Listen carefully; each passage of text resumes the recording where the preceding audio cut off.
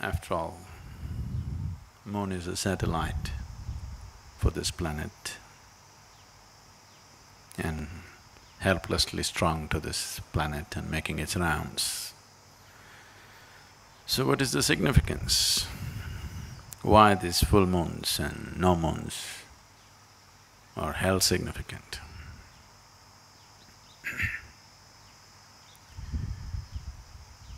Probably many of you know that you may not know, I hope you do not know this by experience. You should know that if someone is mentally disturbed on a full moon day, on a new moon day, they get little more disturbed than usual. You're aware of this? Happens to you?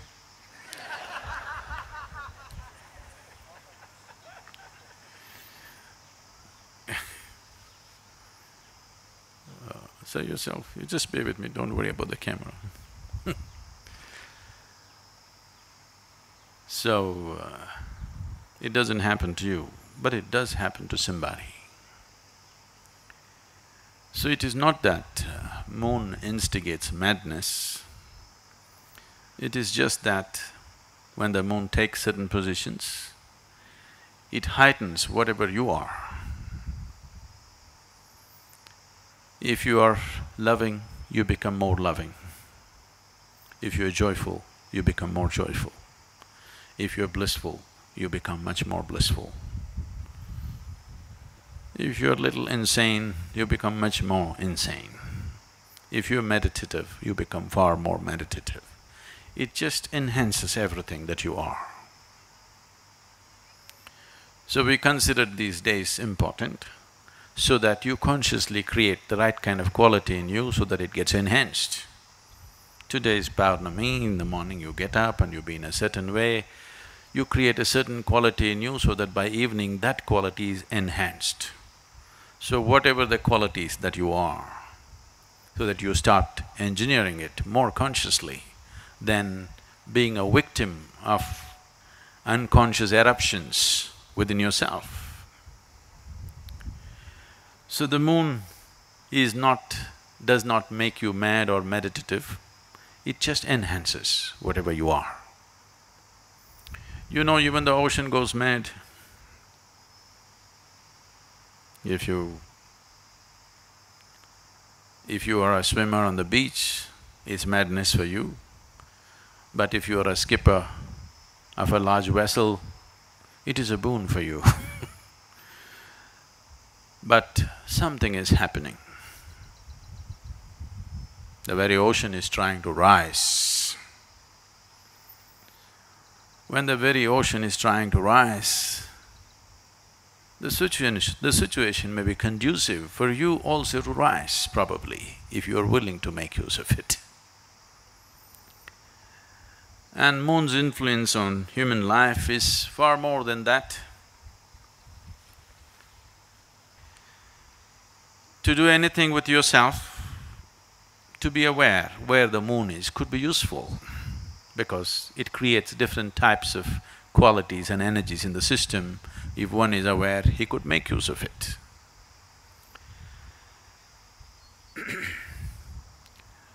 In English language,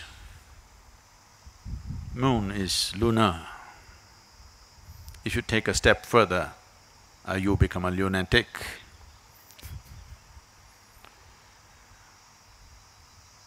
So generally, the influence of the moon is considered illogical.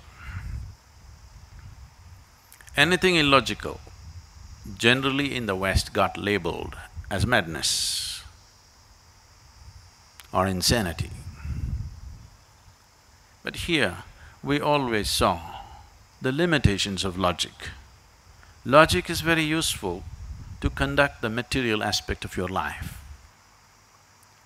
If you want to do your business, you want to build a house, you want to do all the things in the world, you have to be logical, there is no other way to conduct it. This is the problem with us. To conduct the outside, we call the divine. To conduct the inward, we try to go at it logically. Both won't work for us. So, when it comes to subjective dimensions of life, if you are not willing to step beyond the limitations of your logic, then nothing ever will happen. If I ask you to close your eyes and do something very simple, you sit here and calculate, okay, if I do this, what will I get, what will happen, this. Nothing will ever happen to you.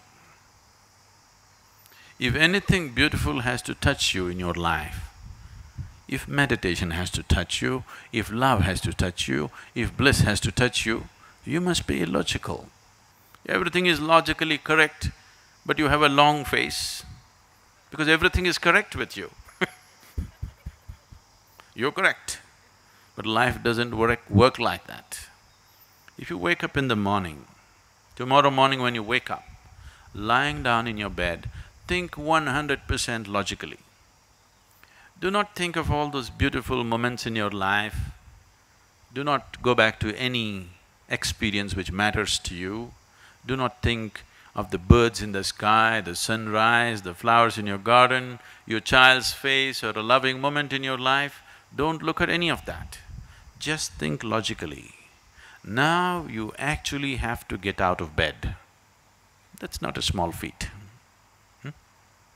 Is it a small feat? It's not a small feat. And then you have to go to the toilet.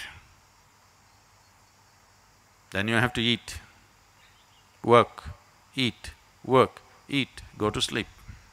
Again tomorrow morning, same thing. Cut out the experiential aspect. Think of your life 100% logically and see, you have to do the same damn things for the next 30, 40, 50 years. And if you do yoga, it gets elongated. It gets stretched further, you know. The same nonsense every day, every day, every day. Just think logically, is it worth it? Is it worthwhile? Is it worthwhile? No. Moments of extreme logic are moments of suicide. And all of you have been committing suicide like this, but you don't do anything these days in one shot. You do everything in installments. You're committing suicide also in installments. I want you to just look back. If you're unable to look back, when you go home today, I want you to rummage into your old pictures and see when you were 5, 6 years of age, how your face was. It was like this. Now, it's getting longer and longer. So,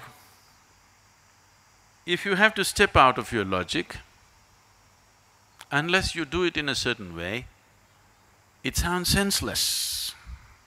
Because right now, your idea of sense is only logical, isn't it?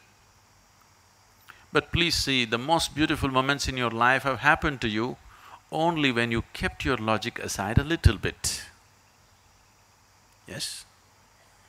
Logically examine your love affair and see, it'll be the most stupid thing you can do.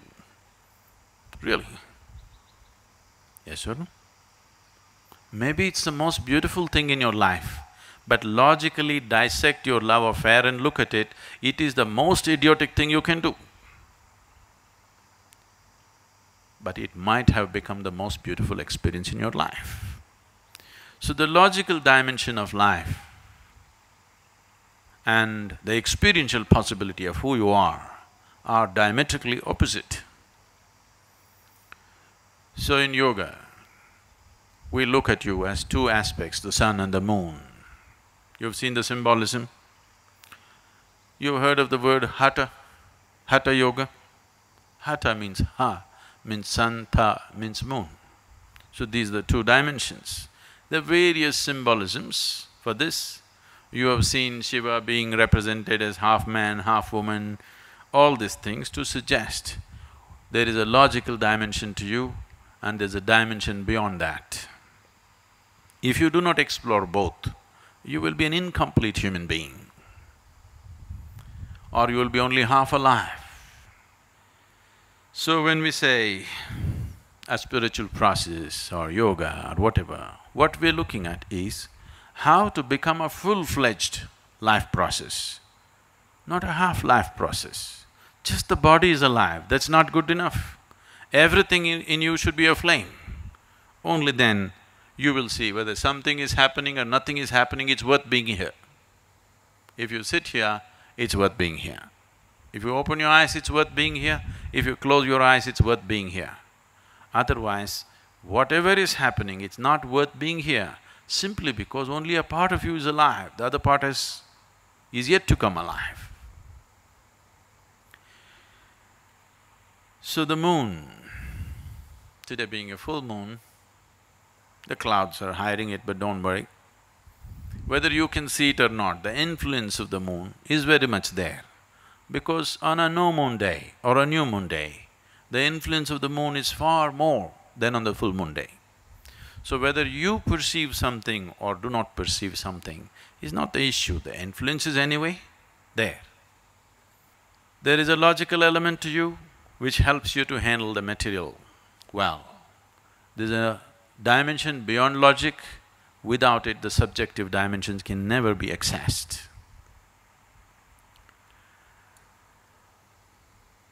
The moon is a symbolic representation of that dimension.